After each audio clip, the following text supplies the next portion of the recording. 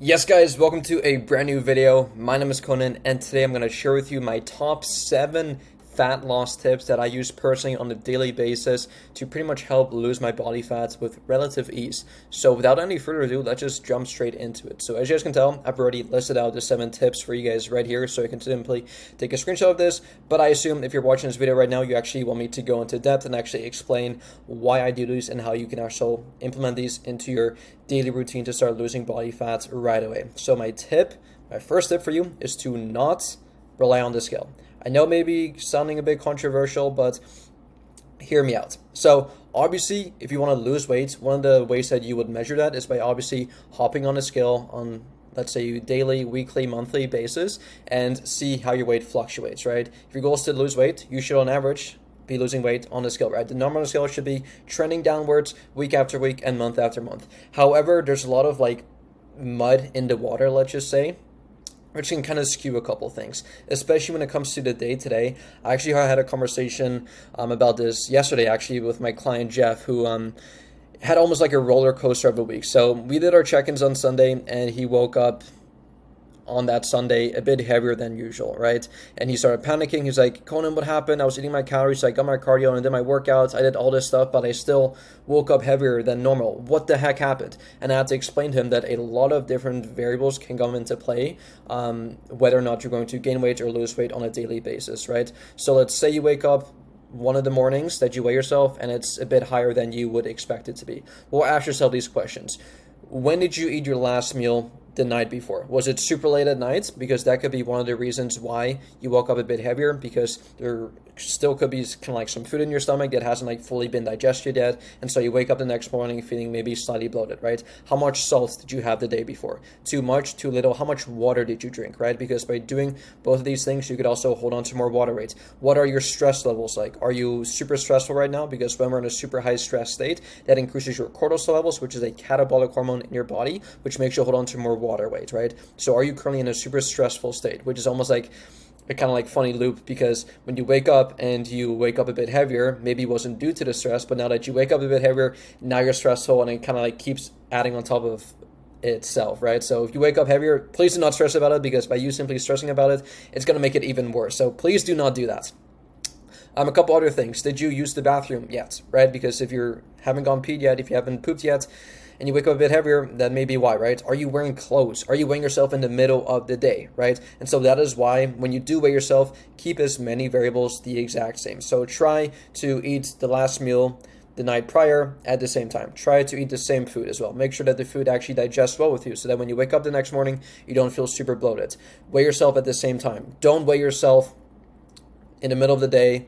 Don't weigh yourself with clothes on. Don't weigh yourself before eating or after eating something or after drinking something, because again, all these things can come into play and actually skew the number on the scale. So just for consistency's sake, keep things as consistent as possible. So our protocol in our program, typically speaking, is weigh yourself a couple times throughout the week. It doesn't have to be every single day, but maybe 2-3 times a week, just so we can get the weekly average. But weigh yourself in a fasted state before eating anything, before drinking anything, with no clothes on, after peeing and pooping, so after using the bathroom, right? This will give you the most accurate number on the scale, and that will take these numbers and we'll basically add them together, and that'll give us the weekly and divided by 7, and that'll give us the weekly average, right? And so again, on paper, if you're in a calorie deficit, you should be losing weight, and the number on the scale should be trending downwards. Maybe not day to day, but certainly week to week, and definitely month after month, right? And if it's not changing, well, guess what? You're not in a calorie deficit, and you're going to have to make some adjustments. But just know that relying on the scale is not the only way that we measure your progress. There are so many other ways, including your progress pictures. How are you looking visually? Because you may be in a situation where you're actually building muscle, right?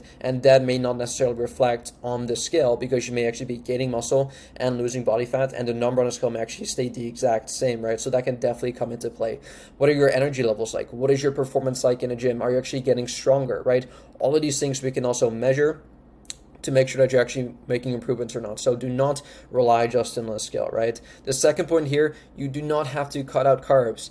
I don't know why this is still a thing. I don't know where people are coming this from, and I really don't know, because at the end of the day, guys, if you are watching my channel, you guys know that the one single biggest thing that will determine whether or not you're going to gain weight or lose weight simply comes down to calories. calories in versus calories out. And it doesn't matter where those calories are coming from. We can definitely go into the nitty-gritty stuff like the macronutrients, right? But just on paper, if you're eating less calories than you burn, you are going to lose weight, right? And let's say you're eating less calories than you burn and you compose most of your calories from carbohydrates, you are still going to lose weight, right? Now, body composition-wise, in terms of the way you look and maybe in terms of the way you feel, maybe that may be slightly different, but in terms of like actually losing weight, you will lose weight in a calorie deficit. And that is why macronutrients, which are composed of calories, are also going to be really important, right? And so protein is going to be really important for you to help to build muscle, if not preserve muscle, on your calorie deficits, right? Also helps you recover from your workouts, which is really important. Carbohydrates also, guys, is your body's main source of energy, not just physically, but mentally as well. Your brain uses carbohydrates to think straight, right?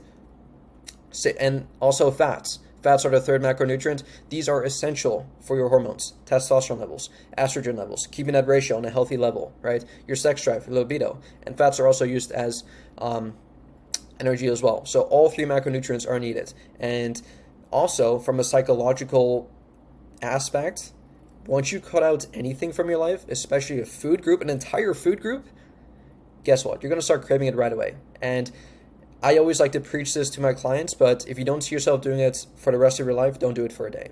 So do you see yourself really never eating bread again, cereal, oatmeal, pizza, pasta, burgers, fries, ever again? Unless you're a psychopath, which I assume most people aren't that are watching my channel, you probably couldn't do that, right? So why even put yourself in that situation? Again, I apologize, someone just knocked on our door. But anyway, TLDR, you do not have to cut out carbs. And again, if you do not see yourself following this for the rest of your life, don't do it for a day. Moving on to the third point is actually finding something that you enjoy doing. When it comes to fitness, guys, there's multiple ways to skin a cat, basically, because you can see CrossFitters, they're in phenomenal shape. Bodybuilders, phenomenal shape. Athletes, great shape. Powerlifters, all the, like, there's so many different ways to move your body, right? And so because there are so many different ways, so many different options to choose from, you don't have to pick one that you think that you have to do. If you don't enjoy lifting weights, you don't have to lift weights. Now again, depending on what your goals are, you may have to be a bit more specific in terms of what you're going to be doing when it comes to like sculpting the way you want to look or the way you want to feel. So for example, if your main goal is to maximize muscle growth, yeah, you should probably be lifting some weights and do some resistance training, right? Whereas if your main goal is just to overall have more energy and overall just lose weight, losing weight you can do in multiple different ways, right? As long as you're in a calorie deficit, you can move your body in whatever way, shape, or form you may desire. It could be playing your favorite sport. It could be going on runs, going on jogs, simply just walking your dog, walking around, going on hikes. It could be Olympic style weightlifting. It could be bodybuilding style weightlifting. It could be powerlifting style. So there are many different ways that we can skin a cat here, guys. So do not fall into the trap of maybe some fitness influencers telling you, or being super dogmatic telling you that, hey, you have to do this specific thing or else you will not get this specific result, right? And now again, depending on how specific your goal is, you may have to be a bit more specific when it comes to your actions, but generally speaking, we do not have to be dogmatic here. Find something you enjoy doing, and the reason for that, guys, is because the chances of you actually staying consistent, which, by the way, the biggest determining factor of whether or not you're going to see results or not is simply comes down to how consistent you can be. And so if you can actually find something you can enjoy, it makes it far more likely for you to be consistent with that and therefore actually see results, right? So do something you enjoy, be consistent with that, therefore you will see results. Fourth thing here, I mentioned this at the beginning of the video, but eating in a calorie deficit, right? Right here I'm eating a burger, and you may be wondering, Conan, how the heck are you able to eat a burger and still have a six-pack? Simple, calorie deficit. There you go, right? I've actually made an entire video explaining how you can actually figure out your maintenance calories and then from there put you in a calorie deficit, right? I've made an entire video on this, so if you guys want that video, just drop it in the comments down below and I will send it your way. But yeah, ultimately just find what your maintenance calories are, simply subtract 500 to 1,000 calories from that number. So let's say you need 3,000 calories to maintain your body weight. Subtract 500 calories from that, so down to 2,500 calories if you want to lose 1 pound per week, and subtract 1,000 calories if you want to lose 2 pounds per week, right? Because 1 pound of fat on average has around 3,500 calories, and so if we take that through a weekly time span, if you want to lose 1 pound, you'd have to be in a 3,500 calorie deficit. If you want to lose 2 pounds, you'd have to be in a 7,000 calorie deficit for the entire week, right? And so that is how we do it. Make sure you keep track of your calories and make sure you're in a calorie deficit and you can still enjoy your favorite foods like burgers, pizza, fries, as long as you are still mindful, you follow the 80-20 rule. So 80% of the time, make sure you're eating whole, natural, single ingredient foods. And then the other 20%, you can definitely indulge in whatever junk or sweet food you may desire, including this burger right here, right? Here's the thing, guys.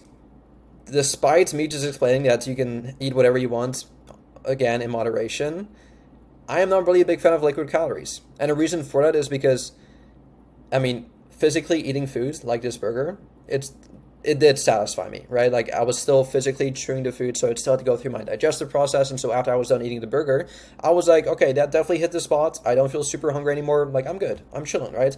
Whereas when it comes to liquid calories, because they're already like, I hate saying this, but like they're almost like already pre-chewed, at least like from your body's perspective, so they don't have to go through like the whole digestive process, your GI tract. And so once you drink your calories, they immediately just kind of get flushed through your body and you've consumed it right away, right? And so what that means is that it won't actually fill you up. So when it comes to the diet soda or the sodas, the juices, right, the alcohol beverages, these are so easy to get down. Like, you can easily drink a ton of juice in maybe in a couple minutes, but you can have like hundreds, if not thousands of calories just by drinking juice or soda or alcohol, and you won't even feel a thing, right? And so that is why, especially knowing that we have the alternative of choosing 0-calorie alternatives, it makes me wonder, it's like, why the heck are we wasting our calories on liquid calories that aren't going to fill you up? They're basically just like empty calories. They're just filled with a bunch of sugar.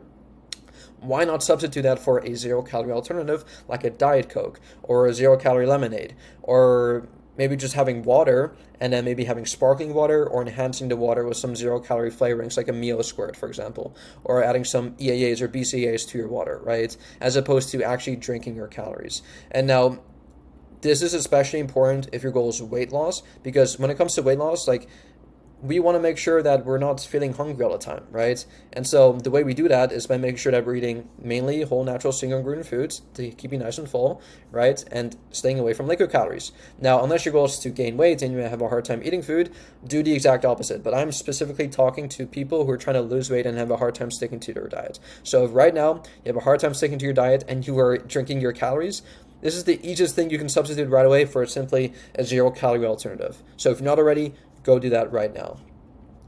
Here's the thing, write down your goals. I forget what point this is, maybe 0.5 or 0.6, but you have to write down your goals.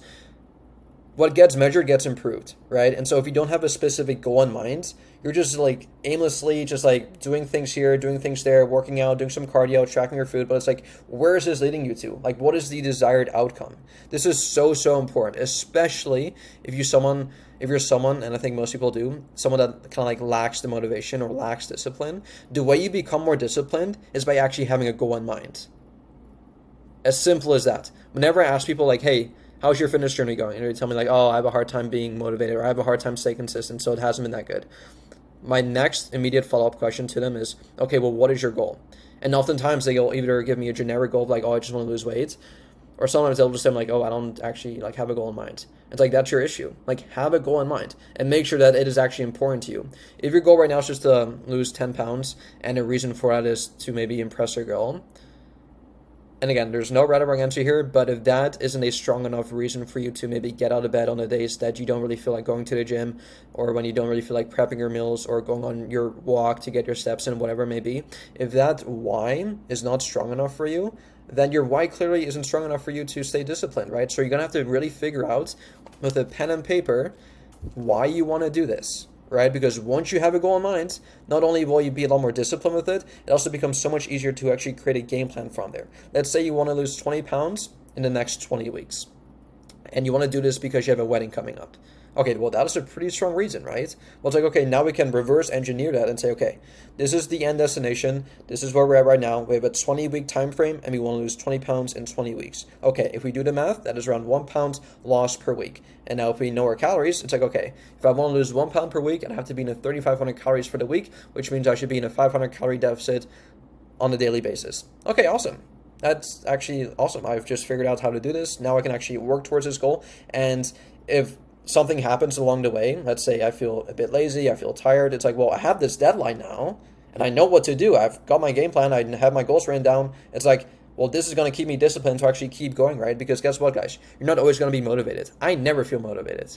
Like, to keep it real with you guys, I don't really feel motivated most of the time to go to the gym or to go on my runs, or I mean, some things I do kind of like feel excited to do sometimes when I have like this spark of motivation. Maybe I listened to a song, maybe I watched a video, maybe I saw someone, whatever it may be. But most of the time, like, I don't really feel like, oh, I have to go. Like, I just do it because it's part of my identity, and I have my goals lined up, and I have my strategy in place. And it's like, I know if I take the actions required, it doesn't really matter how I feel, whether I feel anxious, excited, nervous, all of the above, whatever. If I just take the actions necessary for me to get there, I will get there, right? No matter how I feel. I could be feeling motivated or not. It doesn't matter. Are you putting in the actions required to get you to where you want to be? Yes or no? Last thing here is go for daily walks. The reason why I am such a big proponent of daily walks is because for a number of different reasons. Number one, anyone can do this.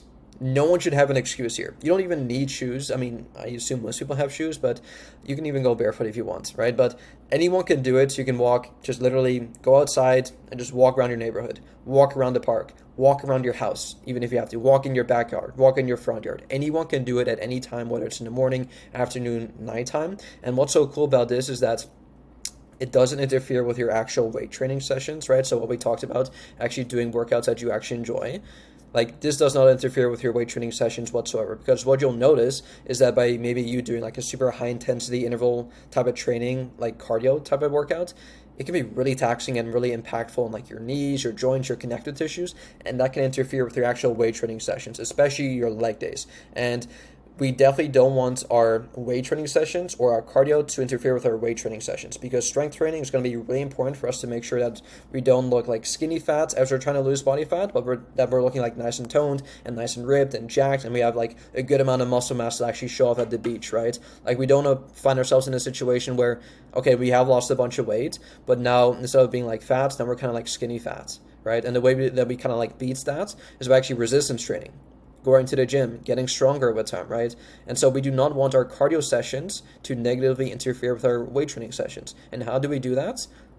In a couple different ways. The main way is by doing low impact, steady state cardio, which could be walking, could be maybe even jogging as well, or going on the bike. Again, whatever form of cardio you enjoy, but typically speaking, most people are able to walk, and you don't need a gym membership for this. You don't need any fancy equipment for this. You can simply just do it anywhere at any time, right? And that is why also most pro bodybuilders are famously known for just literally walking on a treadmill when they do their cardio to compete for their bodybuilding show, right? Because they prioritize their weight training sessions, and they know that, okay, well, I did my weight training sessions, my diet is on point, but I still need to burn calories. How do I burn calories without it interfering or taxing my joints and muscles so that it interferes with my workouts? The answer to that is low impact steady state cardio, aka walking, right? So that is all of the tips that I have for you to start losing body fat. If you do have any questions for me, please let me know, but hopefully you can take at least one of these tips and start implementing it right away and start losing some body fat right away, and I'll see y'all soon. Peace.